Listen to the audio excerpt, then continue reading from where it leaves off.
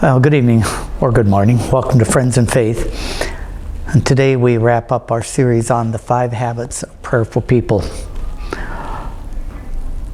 You know, one of the hallmarks of modern life, at least the way we live it today, is this sense of busyness and restlessness and impatience. I hear this all the time from people. I'm busy. I'm too busy. I don't have time. You know, if you say that enough, you can begin to convince yourself that it's true. But what it really leads to, when you walk around thinking that, it leads to a real sense of impatience, of barking at your family, of feeling irritated, often if not all the time, of saying, oh, I lose my temper. And let me put this aside. One of my personal theories, very few people actually lose their temper, but many give it away. You don't lose your temper with your boss. You don't yell at your boss and get red-faced and all that because you don't want to get fired. But that does teach you, oh, when I have to control it, I can. Who do you lose your temper with? Your family. Because you know you can get away with it. They have to love you anyway. But it's not fair. The people that should get your best treatment get your worst. So just keep that in mind. Don't say anymore, I lose my temper. Realize that you consciously give it away. One of the places that this happens most often, though, is in the car, driving. How many people get mad at driving? It's absolutely stupid. So I'm going to give you 2 words that I want you to remember. And maybe you should take a pencil out and a paper, or pen and paper, and write it down, because these are critical. If you get mad when you're driving it, these are the 2 words.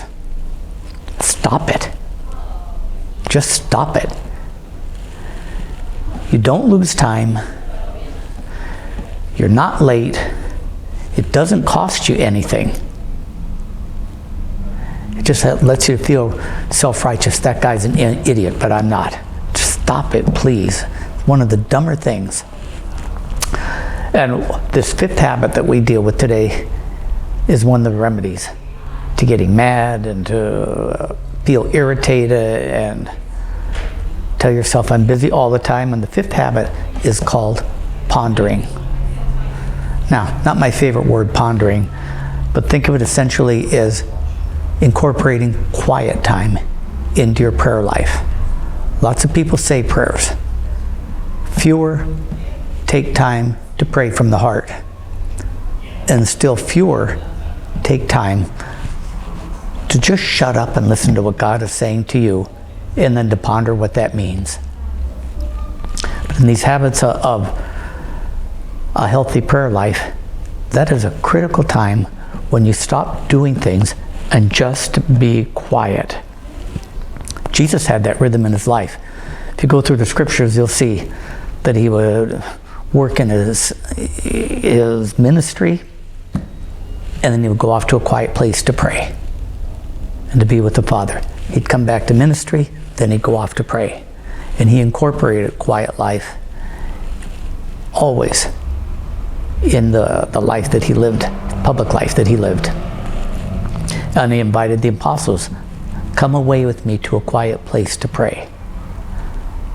And I'm encouraging you in this 5th one, finally, we need always to work into our day, into our prayer life, quiet time to spend with God.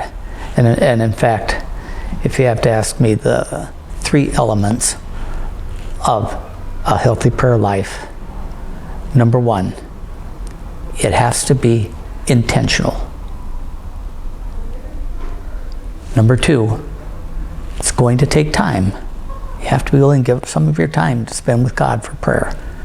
And number 3, you have to have some quiet time to listen in it. So when we talk about these habits, you know, remember what we're looking for. We are looking for progress, not perfection. But to make progress, it requires really making a habit of it, and not just happenstance. I pray when I feel like it, I don't pray when I feel like, but you make a habit of it in your life. So that essentially, you create your day, the schedule of your day, around your prayer time, and not just try to see where can I fit it in. But again, that word is intentional. Make it an intentional part of your day. You know, plenty of people take time to go to the gym and to work out and say, you know, I want a healthy body, I need to take care of my physical health. Far less people take time to go to the spiritual gym and say, I need a healthy soul.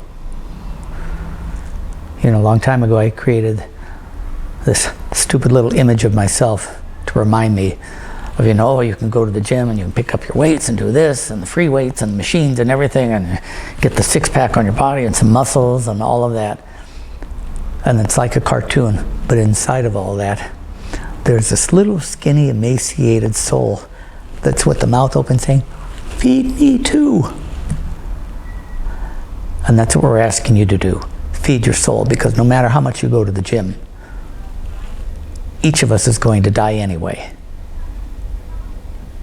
The soul goes on forever. So if you can make both strong, wonderful. But if you have to only make one strong, you tell me which is more important, the body or the soul. So, good luck.